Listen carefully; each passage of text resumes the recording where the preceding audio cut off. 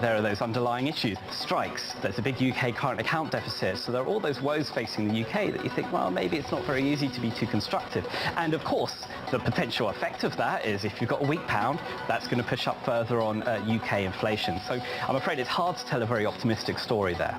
The pound is weaker this morning, very briefly breaking through 118, a 117 handle on cable.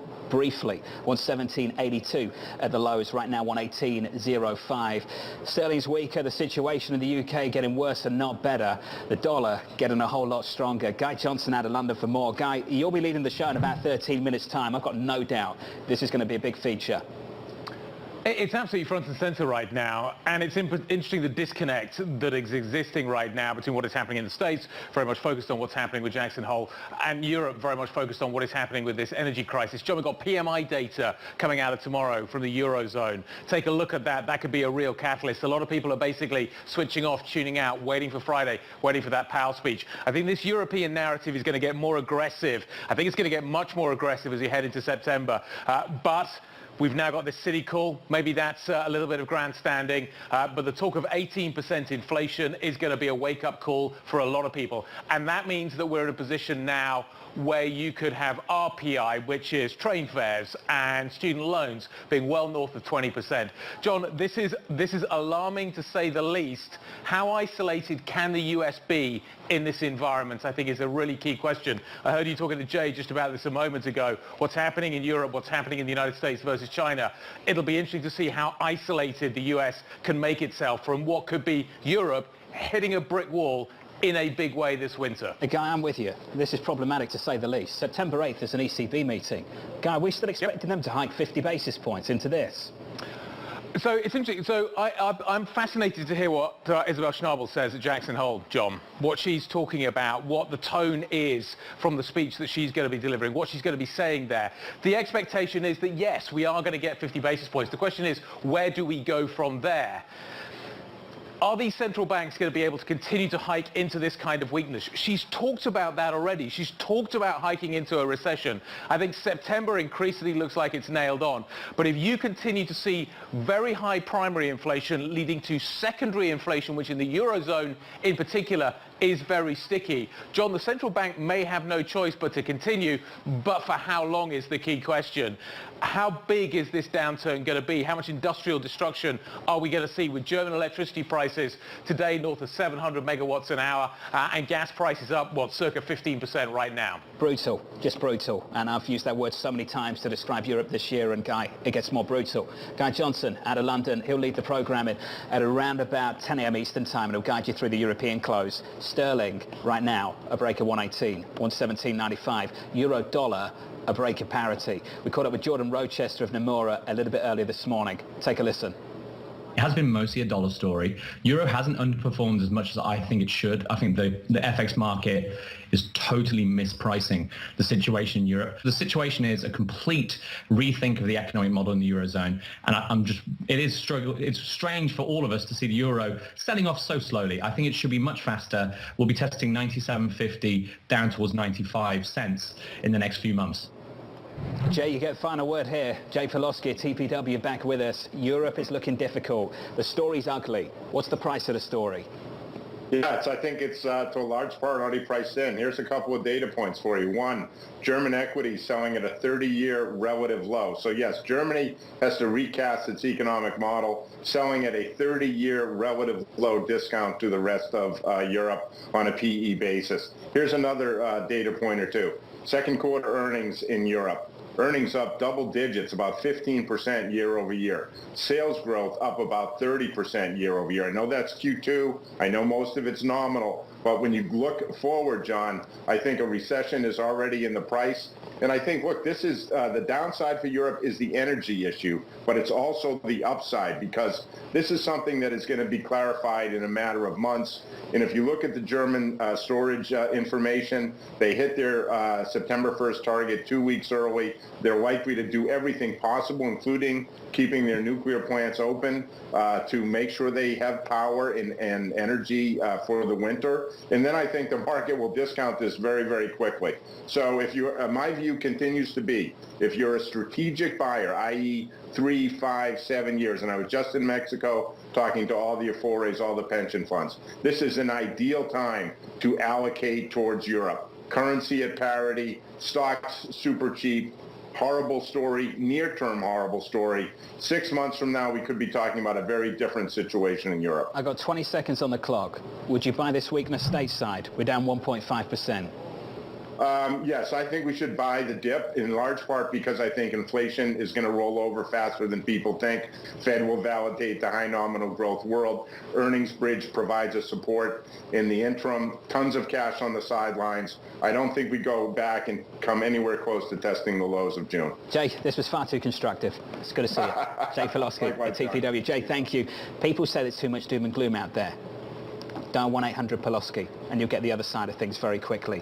Equities down 1.5% on the S&P. Up next, your trading diary from New York City. This is Bloomberg.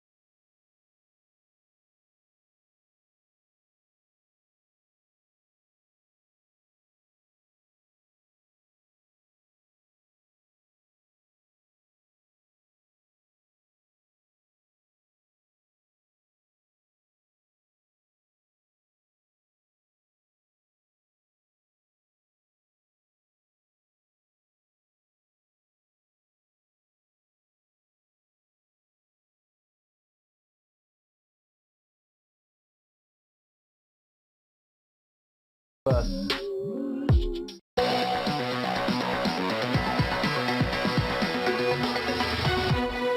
25 minutes into the sessions, tough start to the week. Let's put it that way. We're down 1.4% on the S&P 500. Yields up at the front end. The dollar striking through the euro, through sterling, euro dollar beneath parity briefly. Cable south of 118. Just some of the things to think about this morning. That's some of the price action. Here's your trading diary. Minneapolis Fed President Neil Kashkari speaking tomorrow. Look out for that. We'll get some retail earnings from Macy's reporting results later on this week. We get US GDP and another round of jobless claims on Thursday. Jackson Hole kicking off. We'll hear from Chairman Powell on Friday. Ton of data to end the week as well. Got a host of data including new Mitch survey, PCE deflator and personal income and spending data as well. A lot still to come. Looking forward to guiding you through it from New York City. Thank you for choosing Bloomberg TV. This was the countdown to the open. This is Bloomberg.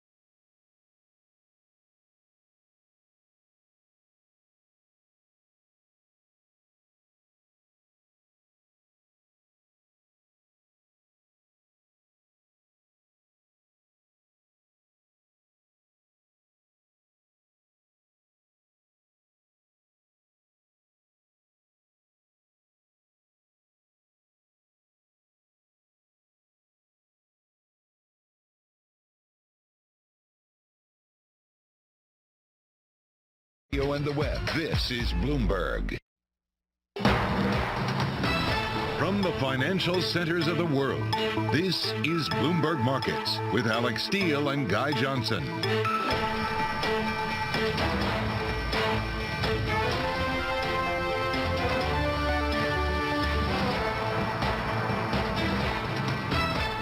It's 30 minutes into the U.S. trading day on Monday, August 22nd. Here are the top market stories we are following for you at this hour. Fizzling out, stocks drop for a second session with Jackson Hole just days away. The J.P. Morgan says September will bring the last big Fed hike, setting up a rally into year end. China cuts. Banks cut their 5- and 1-year loan prime rates, and the country plans $29 billion in special loans to developers to support the property sector and prop up the economy. And energy emergency, European gas prices surge again as fears return about a Russian supply cutoff. We'll get the read on prices here in the U.S. from Patrick DeHaan, Gas Buddy head of petroleum analysis. From New York, I'm Kaylee Lyons with Guy Johnson in London. Alex Steele is off today. Welcome to Bloomberg Markets. And Guy, honestly, Alex probably picked a pretty good week to be off because we're all just waiting for Jackson Hole. So from a US perspective, I would absolutely agree with you. From a European perspective, I think this could be quite a busy week. It does seem as if things are stepping up in Ukraine. You've got the energy crisis, which you referenced in the headlines. And Kaylee, tomorrow we get PMI data. Now the low on the composite number comes from Morgan Stanley, 47.9. I wonder whether actually the narrative that goes with the commentary we get with the market numbers will be actually fairly bad and downward looking. That would certainly fit the bill in terms of the data we're getting elsewhere. So our question of the day is a fairly straightforward one. Should we be working this week? Should we be taking our notes from Alex Steele? Should this be a one-day work week? Should we be just focusing on Friday and that speech from Jay Powell at Jackson Hole? Now, I've already said what I think. I think from a European perspective, I think there's plenty going on. I think that data is going to be hugely important. I think what's happening in the energy markets is going to be absolutely critical. But if you're sitting in the US right now, is it all about Powell? And ultimately, putting all the stuff aside of what's happening here in Europe, is this still the main event? Well, Mike McKee joins us.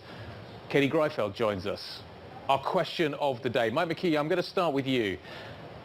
Should we be turning up Monday, Tuesday, Wednesday, Thursday? I'm assuming that you are going to be at some point traveling to Jackson Hole, but is the main event really Friday? Yeah, the main event is Friday. I'm all in favor of a one-day work week for me. I don't think I'm going to get it. We are heading out to Jackson Hole, and it is Friday morning the market's going to be pointing to, because everything that happens between now and then is going to feed into the narrative of what does Jay Powell say. Tomorrow we get the PMIs. Europe's going to be very invested in those, but it's not something that's going to make a big difference in U.S. markets. And then Friday we get the PCE numbers, income, spending, and the Fed's favorite inflation indicator. So those will be things to watch. But again, it comes down to what is Jay Powell going to say? I don't think he's going to give the markets a whole lot of direction, but it is going to be the most watched Jackson Hole in quite some time. Yeah, okay, so Katie, to turn this question to you as to whether or not we really need to be here, this morning I would have said, maybe not, but I'm taking a look at the price action now. Serious strength for the dollar, serious weakness for equities. It actually feels like there is a lot going on in the markets, even though they don't yet know what Powell's going to say. I just want to say I'm not actually working today. I'm just here for fun. I thought I'd stop by. I will say, though, it felt like the markets were fighting the Fed up until maybe the end of last week, because up until that point, really, you had seen sort of asset classes at large brush off what we were hearing from the Fed governors. Now you're starting to see a little bit of a different message. To your point, you're seeing a bid for some of the havens. You're seeing equities and other risk assets come off their highs. So maybe people are sort of shuffling their positioning heading into Powell's performance. And the question that I've heard from, investors and analysts is whether Powell will address what we're seeing with financial conditions easing, with this big rebound that we're seeing in risk assets. Obviously, they're not targeting the markets per se, but it is sort of a symptom of the broader economy and the broader picture in financial conditions. Katie, given the fact we don't know what Jay Powell is going to say, is the market going to reposition into Powell or out of Powell? I'm assuming both. I would expect a lot of volatility on Friday. Famous last words, but I think at this point, reading the tea leaves of what the different presidents and governors have said, that basically the Fed isn't close to stopping, that it's not time to yet declare victory on inflation just because we got less bad than expected July numbers. Now I think there's a bit more weight being given to those words, thinking about what we're going to hear from Powell, because if he wants to, he could really double down and drive home that message and try to get markets on the same page. Well, so Mike, to that point, as Katie talks about the fact that we've actually seen an easing in financial conditions, how much does the chairman of the Federal Reserve, or really the FOMC at large, care about equities? Well, it depends. The Fed doesn't really care about the equity markets going up and down. It's only when there's a systemic issue that the Fed feels like it has to get involved. Now, unfortunately, that's happened a lot in the last 20 years, so the whole idea of the Fed put exists, and up until perhaps today, people were betting on that. Now, I think probably what we're seeing is a lot of reaction in the markets to what's happening overseas. There haven't been a lot of developments in the United States, but things are starting to look pretty bad for Europe. And so we will get some volatility during the week. Now, coming out of this, don't expect the Fed to suggest in any way that it cares about the equity markets, but they will have to, Powell will have to balance the idea of, well, is there going to be recession? And you look at what's happening with the energy prices and the situation in Europe, or is the Fed going to be focused on inflation? And that's going to be the tension. How much of an emphasis does he put on inflation with the possibility of recession out there? Mike, let me ask this question, and it's slightly tongue-in-cheek. Does he listen to the equity markets? Do the equity markets listen to him? Should the markets listen to him? The Fed keeps getting it wrong. Why do I care what this man has to say? Because he can affect your portfolio by raising interest rates, and that's the issue for the markets, is they do have to listen because they do want to know what the discount rate for equities going forward is going to be. But you're right, the Fed has had a hard time, as has everybody, in forecasting where the global economy is going to go and where inflation was going to go. But because the Fed has its unique position and has such an influence, particularly over the dollar and the relationship between the dollar and other currencies around the world, that he is going to be the center of attention for the markets. Yeah, and you're definitely seeing that coming through today with broad dollar strength against almost everything in G10 except for the Australian dollar. And right now the euro is back through parity, trading at 99.72. Katie, what about the bond market? We talk about whether or not the equity market is misaligned with what the Federal Reserve is trying to communicate. Are we starting to actually see the bond market taking hold of that messaging as we're back near 3% on the 10-year? I think so. And just to add another element to this week, we actually do have a little bit of interesting data coming tomorrow. You have a $44 billion two-year Treasury auction. And that's not a full work day. That's maybe 30 minutes. Log on, see how it lands, because it's a pretty useful illustration of what demand for the front end of the market looks like right now. Of course, that's where all of your Fed rate hike trajectory expectations are priced in. So it'll be interesting to see how that's received, and that'll get back to that question of whether the bond market is on board. All right, so I think our takeaway from this conversation, guys, unfortunately, we will all have to still show up. No, I'm taking a completely different point of view. I think basically my takeaway from this conversation is we only care about Jay Powell. We can basically pack up, enjoy the rest of the week, turn up on Friday. Okay. The market's going to do what it's going to do. We're going to get volatility. It's going to bounce around into the speech. We don't know what he's going to say. We just got to turn up for the speech. All right, I'm going to let you take that one up with management and let me know how it goes. Michael McKee and Katie Greifeld, thank you both so much for joining us, and we'll probably see you back here tomorrow. Now, coming up, we'll ask someone else our question of the day, who also happens to be working today. As we gear up for Fed Chairman Jay Powell's speech on Friday, we'll talk about what to expect, where the catalyst could come from with Kevin Gordon of Charles Schwab on what he'll be listening for. This is Bloomberg.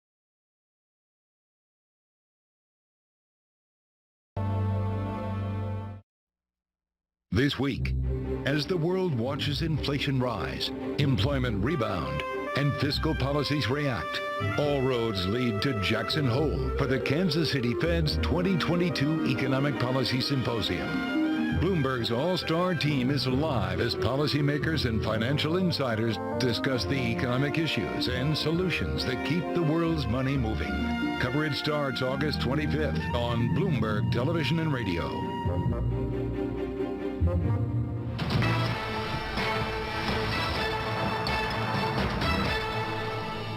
My hope is that we will get clarity that policy is not yet restrictive, that it needs to be restrictive if we're going to contain inflation, and that we'll need to accept the consequences of that. That was former U.S. Treasury Secretary Larry Summers telling Bloomberg's David Weston on Wall Street Week that the Fed needs to deliver a clear message on economic pain at the Jackson Hole Symposium this Friday. Operative word there, Friday, which takes us back to our question of the day. Should this be a one-day work week? In other words, do any of us really need to be here right now? Joining us is Kevin Gordon, Senior Investment Research Manager at Charles Schwab. So, Kevin, first, are you in the camp that this should be a one-day work week? And if the answer is yes, and we all are just waiting for Friday, why am I seeing such remarkable moves in the market today? Well, maybe the focus is just on one day this week because of Powell's speech, but I think the weakness today is very much sort of kicking in or a continuation of the momentum that we saw to end the last week, and particularly the action on Friday. And maybe it's the end of an exhaustive phase of the short covering rally, or maybe it's a realization that we're probably going to get more hawkish confirmation, maybe more hawkish stance from Powell later this week, because we've gotten more confirmation from that from other Fed members. But I also think that it's a realization that we're going to see more continuation of weaker economic data and maybe the market embracing that. So I think it's a mix of all of that, but no doubt, as you've all been mentioning this morning, a lot of focus on what Powell's going to say on Friday. What do you think he is going to say? And given what your base case is, how is the market priced around that? How mispriced could it be? Well, mispriced in the sense that, down the quality spectrum is where most of the strongest performance has been for the recent rallies. So I think it's been mispriced that way, and not signaling any kind of economic strength, especially when you look at some of the more defensive areas like utilities that have been leading or near the top of the leaderboard since the June 16th low. And I have no greater insight than anybody else as to what he'll say. And I actually think that, yes, it'll be important as to what he says, but we have to also keep in mind that we've got a month between now and the next decision from the Fed, and that's a lifetime in terms of economic data. So we've got a CPI report, a jobs report, an update to retail sales, and then another update to University of Michigan sentiment. So yes, I do think it's important to focus on what he says if he does maintain a hawkish stance, but I don't know if that's going to give us any indication as to what they're going to do in September, and certainly not after that, given we sort of cut off forward guidance for now.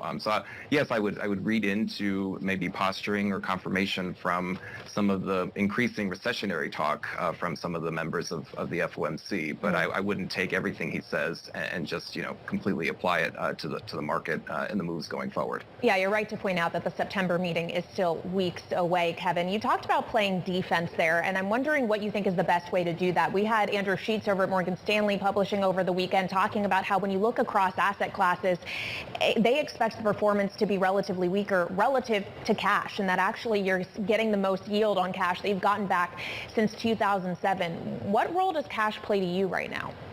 Well, cash allocation, it depends on the type of investor you're talking about, but I think with cash, it's always important to keep in mind, where inflation is at right now, and especially relative to some pockets of the equity market that, in our view, have been delivering consistent outperformance specifically within this bear market, but certainly over the past year. And our sort of emphasis and recommendation for investors has been focusing on the higher quality pockets of the market. And I know high quality seems now like a crowded trade, or it's become a bit of a cliche, but in terms of the earnings weakness we've started to see, particularly within some of the consumer-oriented names or in the retail sector itself, you've actually been able to find really strong, solid performance, outperformance within this bear market if you're looking at companies in particular that have positive earnings revisions or strong profit margins, both on a trailing and an estimated forward 12-month basis. So as opposed to sectors that skew traditional defensive like utilities or consumer staples, we would kind of take more of a factor-based approach, mostly because a lot of those names within those sectors like utilities or staples are actually trading really expensive relative to their own long-term average on a forward PE basis, but also relative to the market. So you're taking a little bit more risk if you're going into those names, especially if they're consumer-oriented and are facing a bit more of a squeeze in profit margins moving forward for the rest of the year. Kevin, in theory for US investors, there's no FX risk of investing in US companies, but that may not be true. You are seeing a very strong dollar right now. That's going to impact imported earnings back in for many multinationals. How are you factoring that into your thinking right now? Yeah, it gets a bit more nuanced at the sector level because you do have, yes, certain sectors like tech or materials that derive a lot of earnings and a lot of revenue overseas. But if you look at those two sectors themselves, they actually have different relationships with the dollar over, a multi-decade look back, if you're looking at a correlation between the two. So performance can often look different even though there's a similar share of revenue that comes from overseas. And the stronger dollar story, it's nothing, very recent. It's been sort of going on for a few quarters now. So you're starting to see the duration, but also the strength of that rally kick into earnings. But I do think it's just really reflective of the global backdrop and the fact that the rest of the world, but also including the U.S. is pretty weak. It's just the fact that the U.S. looks relatively stronger. So to the extent that the dollar rally continues or we sort of hang around at the stronger levels that we've been at, I think it definitely keeps weight on earnings for some of those multinationals. But again, you can sort of get around that by looking for companies that are able to maintain stronger earnings and keep positive revisions, even though that dollar strength has persisted. So it's just a different way to look at it and not avoid currency risk, but certainly find a way at least to manage it in the near term for the next couple of quarters.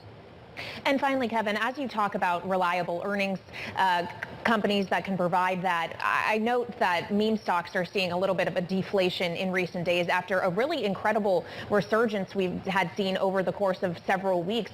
Bed Bath & Beyond was just downgraded by S&P to CCC, the outlook negative. Clearly, the fundamentals of that company not necessarily aligned with where investors had bid it up to. What signal do you derive from that speculative behavior and whether or not we have seen once again a bubble like that popping? Yeah, well, it's taken a little bit of a different look as opposed to the meme craze that we saw in early 2021, mainly because of the stock you had mentioned. We don't cover particular stocks, but if you're looking at that in particular, it wasn't some sort of rebellion from a short, a massive short position that a hedge fund had taken on it. But the overall nature of the rally, and given that the strongest performance has been concentrated down the quality spectrum, and specifically within non-earning names or just highly speculative names, that to us never really signals strength, especially when you have economic data that continues to deteriorate. So that combined with a little bit more defensive posturing from some of the sectors like utilities or staples, again, is just not something that we would buy into in terms of the strength of the rally, the durability of it, and whether it's sustainable. And coinciding with that was sentiment that had gotten particularly frothy. That's starting to roll over now. No surprise given some of the weakness in risk assets over the past couple of days. But for leadership to be, maintained in those areas, we wouldn't think that's sustainable moving forward. Okay, Kevin, great to catch up. Really enjoyed it. Thank you very much. Kevin Gordon of Charles Schwab. Thank you very much. Still ahead, we need to move over to Beijing. The Chinese authorities deploying more levers to ease a worsening housing crisis and to boost borrowing. This feels like old school China playbook. We'll have the details next and what the implications are. This is Bloomberg.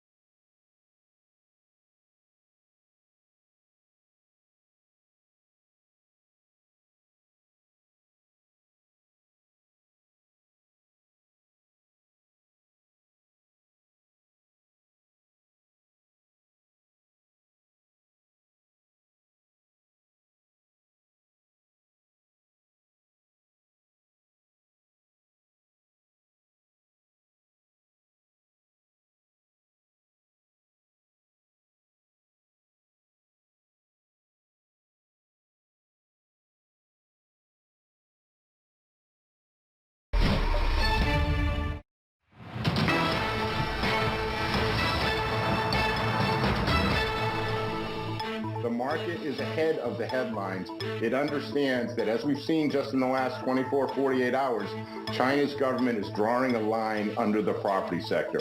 It's too important, too socially divisive. They've put in a bailout fund. They've cut mortgage rates. The mortgage rate for a mortgage in China, John, is 100 basis points below that in the United States. Typically, if you can get a mortgage in an emerging market economy, it costs, multiples of what it costs in the U.S. So I think China bottomed in April. Jay Pawlowski, principal at TPW Advisory, speaking a few minutes ago to John Ferro on Bloomberg Television. Chinese banks, as we've just been discussing, lowering their benchmark lending rates by 15 basis points. Authorities stepping in to support troubled lender, a firm focus on the housing market. Can Beijing's latest efforts, though, contain this property crisis, draw a line under it, as Jay is suggesting they are now in the process of doing? Enda Curran joins us now, Bloomberg's chief Asia economics correspondent. Enda, does this feel like the Chinese authorities have got this, or are they scrambling to catch up?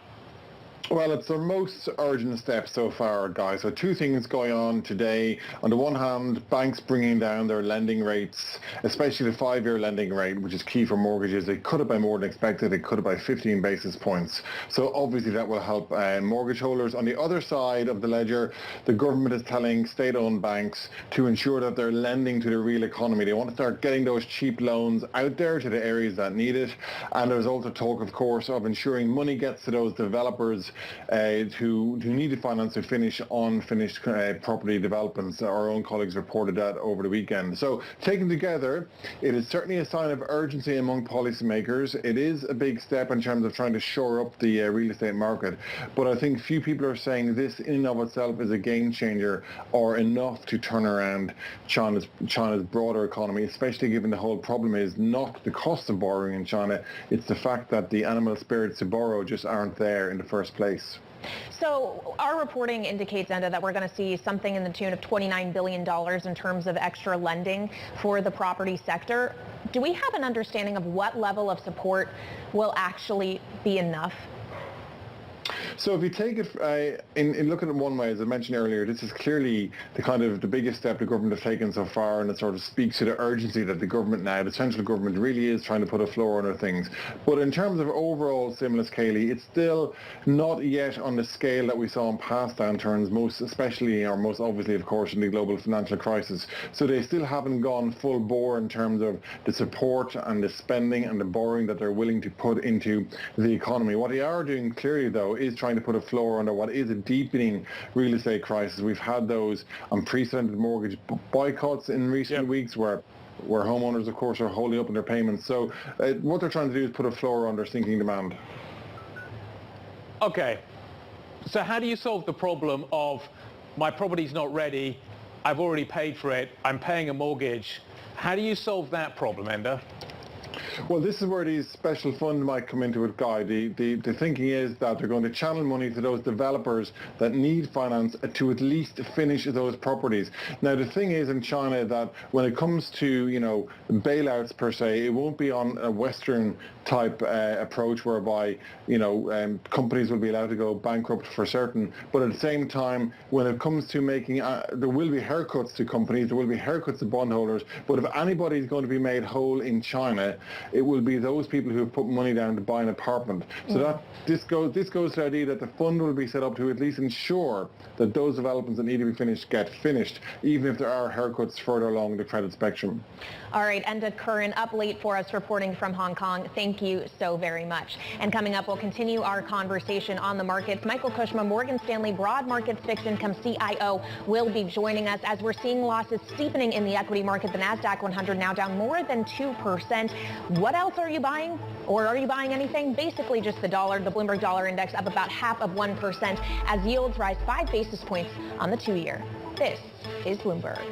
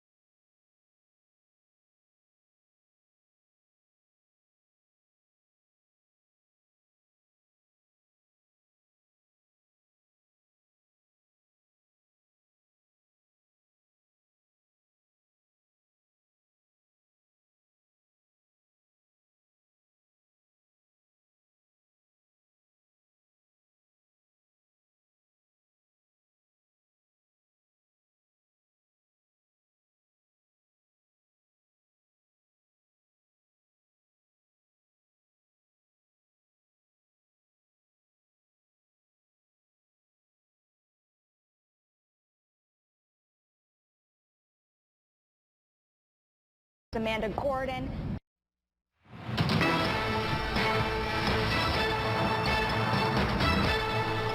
We are an hour into the U.S. trading session, and it is getting ugly out here. Losses steepening on the major U.S. benchmarks, really being led by technology stocks. The Nasdaq 100 now down more than 2% compared to a decline of just 1.7% on the S&P 500. It really is true across all risk assets. You're seeing pressure in the commodity complex as well, with oil prices down about 4%. We're trading at 87.19 on WTI. Money coming out of the bond market, too. You're up 2 basis points on the 10-year yield. We are very, very close to that nice round 3% level. Right now trading at 299.42. Really the only place you're seeing money going in today is the dollar, which is stronger against basically everything in G10. As for where else money is coming out of, other than everything I just ran through, a lot of those speculative areas of the equity market, most specifically the meme stocks. AMC is down 36%. Now, in part, that has to do with the fact that its preferred stock, Ape, is starting to trade today on the New York Stock Exchange. So that weighing on that stock for that reason. But really all of the other meme trades are lower as well. GameStop, Bed Bath & Beyond,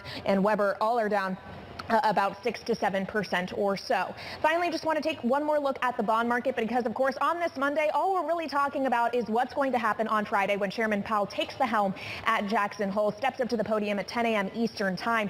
It is the short end of the curve that is likely to move the most on the back of that, and we have been seeing yields on the short end moving up over the last several days, and really over the last month, up 21 basis points over the last month, Guy. We are back up to 328.87 on that 2-year yield. This is a market that has time and again repriced the Federal Reserve, at first for a dovish pivot. Now it feels like we're tilting more back in the hawkish direction. We're definitely pivoting to pivot, aren't we? That certainly seems to be what's happening here going into Jackson Hole. Kaylee, let's get back to our question of the day. Kaylee's firmly in favor of this question, by the way. Should this week be a one-day work week, i.e., is Powell the only thing that really matters? Michael Kushmer, Morgan Stanley CIO of Broad Market Fixed Income, joins us now to give us his take. Friday is coming. Feels like a long way away still, Michael. How are you positioned into Powell, and what do you think he's going to say? Well, I think that we need to be a bit cautious going into Friday, as well as just given overall market uncertainty or economic uncertainty as to what's going to happen. We also have some inflation data out later this week, some S&P PMI data this week.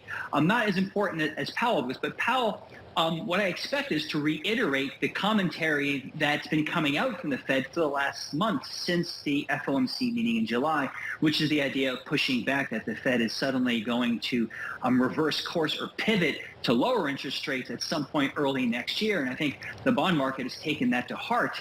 In August, that 10-year yields are up 40 basis points since August 1st. It took a little while for the equity market to take that on board, but it now is suffering a little bit that the economy may be again too firm, and the Fed has to keep rates high or higher much longer than expected. So I think the idea, what he's going to say, is that rates are going to stay higher than people may have currently expected. Yeah, so what you're saying and what you maybe expect Powell to say runs counter than what we heard from JP Morgan with a note out today. They expect another outsized Fed hike in September, but post that, they're looking for the Fed not to surprise the markets on the hawkish side again. So essentially saying September is going to be the last big move. Why would that not be the case, Michael? Well, I think there's a good case you can make, depending on how you interpret labor market data, whether or not there should be a 50 or 75 basis point rate hike in September. The labor market has clearly been very strong, but it tends to be a lagging indicator, so that we may not see a lot of economic labor market strength in the September data or later in this year. So I think we have to wait to see if the labor market strength we've seen so far is carried forward into September and October. If we see another very large labor market employment report in September, I think a 75 basis point rate increase is probably due. Other than that, maybe 50 basis points. But again, we differentiate between downshifting the pace of rate hikes, which is clearly part of what they said in July as well. They want to downshift. There is uncertainty about the future. They don't want to over-tighten, although they do view that as less of a risk than inflation staying too high for longer. But the downshift really means that we're going to downshift to slower, maybe farther apart rate hikes, but that not that they're going to stop, and most importantly, not that they're going to go down. Michael, I keep reading articles, I keep reading reports that talk about the fact that large asset managers, pension funds, etc., are lining up to buy US Treasuries, 10s in particular. Do you think that's true? And if so, why? It could be true. I don't have any particular inside information as to if that's true or not. But if you think about longer term, a 10-year Treasury yield over 3%, if inflation does go back to that around 2% level in the next 2 years, let's say, you're locking in for 8 years after that, a 1% real rate of return, which is higher than we've gotten in the past. So that if inflation returns to that pre-pandemic trajectory or even close to it, the real yield after inflation yield you will get on these yields 3% or higher is not bad. So it's going to be a challenge for the Treasury market yields to go past the highs we saw in June of this year. Well, of course, to get nominal yields, you have to take real yields and then break-evens, Michael. And just looking at the 2-year break-even in the ballpark of 2.7%, do you think it's realistic to expect that inflation is going to be able to get that close to target? I think it depends on what time you're talking about. If the inflation report this month for July was surprisingly good, although still very, very high. So it's clearly most likely in a downward trajectory, although the global evidence of this outside the United States is not clear at all whether or not inflation has peaked globally. Certain countries and regions around the world are suffering. So it's whether or not inflation continues at a downward pace, which is fairly aggressive. 2.7 drop is a pretty good drop from current levels. The question is, will it actually happen? Can I just get your take on what's happening here in Europe and then kind of reference back to the effect that European government bond markets are having on the US bond market? Michael, there seems to be two camps over here as to whether or not central banks will be able to hike into a recession that is driven so aggressively by an energy crisis and continue to hike because inflation is going to become sticky and second-round effects are going to manifest themselves, or that the economic impact will be so disastrous that they will have no choice but to cut. Which camp are you in? I'm in the camp that they have to keep raising rates, although they have to be careful, and they have been careful so far, of not hiking too far too fast in order to intensify the downturn, the pro-cyclical aspect of what's going on. But they understand, as most do, that the inflation situation in Europe is kind of out of their control. Natural gas prices going as high as they've done, going parabolic in recent months. There's not much they can do about it except squeeze demand a little bit, reduce demand for everything, including energy going forward. But they also cannot let inflation expectations get embedded in wage growth. That would be even more disastrous down the road. So it may be better off, in their perspective, going back to the old ECB, more Bundesbank-like ECB, to squash inflation expectations now before they get embedded in wages. But there's no evidence yet that that's true, but they have to be very careful about that, which means being hawkish but not going too far. It's a tightrope act that they have to perform. Michael, as we talk about central banks, including the Fed, hiking, it strikes me that that's just one of the tools that they have. They also all have enormous balance sheets, and quantitative tightening has begun. Why aren't we talking more about the impact of QT? I think two factors. One is that it actually hasn't been that impactful yet. The Fed balance sheet has not been shrinking as much as you would have expected by the QT going on. So other things are going on with the balance sheet. The rise of the reverse repo facility has also been growing, which is just a sign of excess liquidity in money markets. And secondly, the forces going elsewhere in the economy are so powerful that the QT effect is, I think, very difficult to distinguish given the shocks we're seeing. The shift in monetary policy expectations this month has been quite sharp in terms of raising rate expectations for next year, or dwarfing the impact of QT. But QT may become more important down the road as it gets intensified. Michael, can I just ask you a slightly left field question? Treasuries have always been the bedrock on which the financial system has been built, but German bonds have not been too far behind. Given the scale of the crisis that Europe now faces, and you've got PPI inflation running in the mid-30s now in Germany, 37. You've got an energy crisis that is going to rip through that economy and potentially have long-term structural effects and deindustrialization. Do you think, as you think about treasuries and bunds, can I still put them in the same basket? Is a bund still risk-free? I think as of now, it still is. the probability or risk of EU or Eurozone dissolution and things like that, I think, are relatively small. European fiscal policy is going to be loosened over the next couple of years, but primarily through off-balance sheet financing through the European supranational agencies and this or that. So it won't fall on the Bundesbank. The German balance sheet. And the German political system does seem still focused on consistent fiscal outcomes, not allowing fiscal policy to get too easy over the next couple of quarters or next couple of years even. On the other hand, bunds are impacted by these intra-EU, intra-European issues, proximity to Russia and the Ukraine, which cause more issues. But together they are the two risk-free assets, one certainly within the Eurozone, secondly globally in the treasury market as well. So even though the Fed has been sort of pushing back hard on monetary policy expectations, the risk-free aspect characterization of treasuries and bonds helps push yields down. So there is this push-pull characteristic on them, which keeps them probably lower than they might be if equity markets and credit markets were performing better. Well, Michael, on the subject of risk, how much are you willing to take in credit?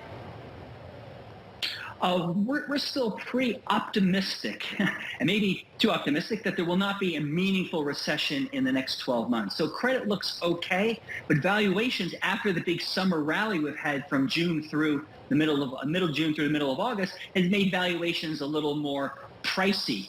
Simply given the lack of big-time recession risk priced into the market today. And we expect that risk to grow as Powell pushes back on Friday to any idea of a quick turnaround in monetary policy. So we'll keep pressure on credit markets like we're seeing today, the equity markets suffering since the last couple of weeks on rising rate expectations. That will hold back credit markets as well. So we've been thinking of implementing more up in quality trades to get away from too much pure recession risk. Even though we don't think it's going to happen, there's not enough risk premium to really take advantage of that view right now. All right, on that note, we will leave it. Michael Kushma, Morgan Stanley CIO of Broad Markets Fixed Income, thank you so much for joining us. Coming up, we'll turn from bonds to commodities. The average price for a gallon of gas in the U.S. has stayed below $4 for another week. So where does it go next? Patrick DeHaan, GasBuddy head of petroleum analysis, will join us to help answer that question. This is Bloomberg.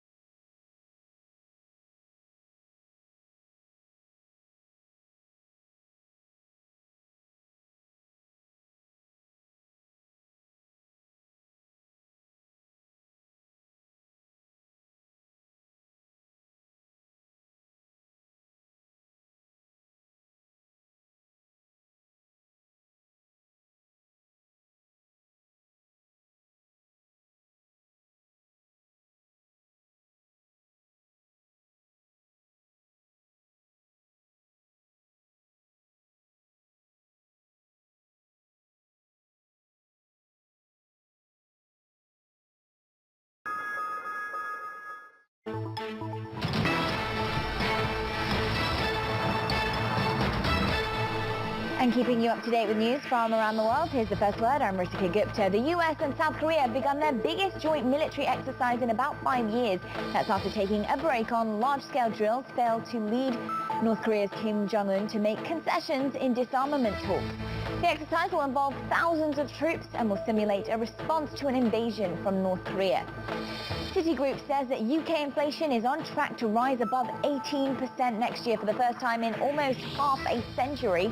Citi is basing that on the retail energy price cap, which analysts expect to more than triple by next April.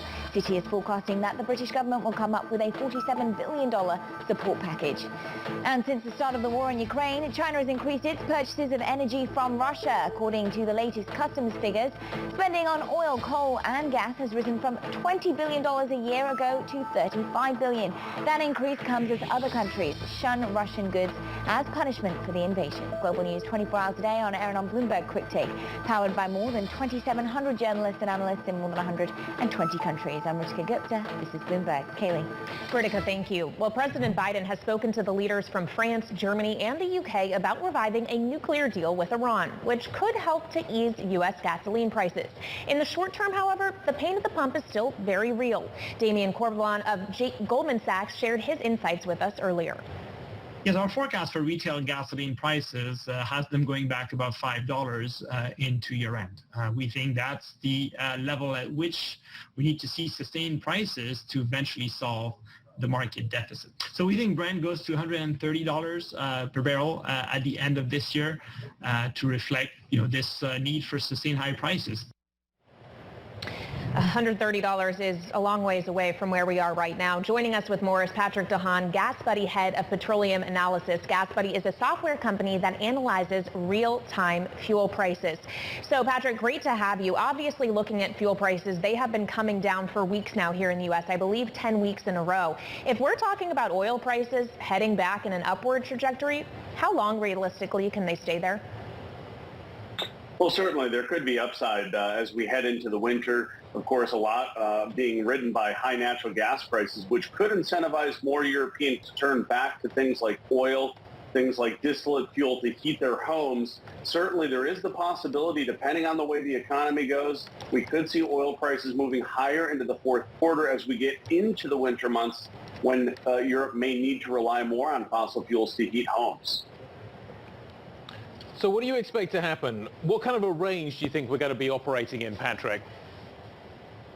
So it certainly could be a fairly wide range, simply just depending on the U.S. economy and the European economies, and depending on if Russia continues to curtail shipments of natural gas. It's well within the possibility that oil could still drop as low as $80, maybe even $75 if we get into a harder recession across the U.S. and into China. But there is the possibility, if it's a cold winter in Europe and if Russia doesn't continue to send natural gas to Europe, we could see a changeover, conversions happening to more oil, which would boost consumption and potentially a high range for oil, closer to $135 a barrel. So a lot of this is going to be contingent on what happens with economic activity. If we see a slowdown, it will mean less consumption and more breathing room this winter. What are we already seeing on the slowdown on the consumption side? How much have we seen demand decline? Well, we have seen demand go down about 1.5% in the last week alone. Gasoline consumption is starting to decline going into the fall months. That is normal for this time of year. It would not surprise me on the gasoline side if we do continue to see demand going down. That could provide some breathing room. However, on the heating oil and diesel side, the distillate portion of the barrel, demand is likely to start going up into the colder months. And of course, much has been said about a diesel shortage, very tight inventories in Europe and in the northeastern United States, and that could keep the price of diesel elevated, which again could really impact those inflation numbers. The price of diesel really behind the economy, movements in the economy. So really two separate roads here for gasoline and diesel going into the winter months that will likely keep the price of diesel elevated. Patrick, one of the factors that kept gasoline prices up earlier in the year was an issue with the refining capacity that we have, particularly in the United States. What are you seeing right now? What is refining capacity looking like? What kind of runs are you seeing? Is that a bottleneck in the way that it once was earlier on in the year? Oh, certainly. I do think that's a bottleneck that's still persistent. We have seen refinery utilizations all summer long over that 90% range, most recently about 92%. But still, U.S. refining capacity, 1 million barrels a day lower than where it was in 2019. The same is true in Europe. And a lot of that is because COVID-related shutdowns and conversions of existing refineries to products like renewable diesel. And so that lack of refining capacity has created a bottleneck that still is persistent. U.S. inventories of gasoline and distillates remain extremely tight, especially in the Northeast, which had relied on those European refineries, which have also seen a drop in capacity due to COVID. So this remains a bottleneck and likely going to continue to be a story, especially in light of Chinese refineries, which instead of exporting products are simply slowing down operations during China's COVID zero policy. So refining, very much a bottleneck, and that is a problem that will persist into the next year. Yeah, it's that conversation about having underinvested in fossil fuels for years now and not being able to meet the moment for that very reason. And Patrick, as we talk about investments in long-term infrastructure like refineries, we also had legislation passed in Washington related to clean energy spending. I'm wondering how you view the impact of that Inflation Reduction Act and ultimately what it's going to mean for gas prices. Well, I think another psychological impact is the White House choosing winners and losers and directing more money into electrified vehicles and alternative sources of energy, renewables. That's giving a clear signal to the oil industry that their days are numbered and potentially why the oil industry is not boosting investment. It instead is looking at buybacks, dividend increases. So the messaging behind the move away from fossil fuels is likely something that could keep energy prices elevated for quite some time. And look in Europe, even Germany, unknown if it wants to restart 3 reactors going into the closing innings of 2022. So a lot that could be keeping fossil fuel production limited. Patrick, final quick question. Do we see $5 a gallon between now and Christmas? I think for gasoline in the U.S., no. But I think for diesel, we could continue to be there. Diesel just under that level. I think diesel is going to be the hot spot at the pump this winter. Patrick, great to catch you up. Thanks for the insight. Really appreciate it. Patrick De Haan, Gas Buddy, Head of Petroleum Analysis. This is Bloomberg.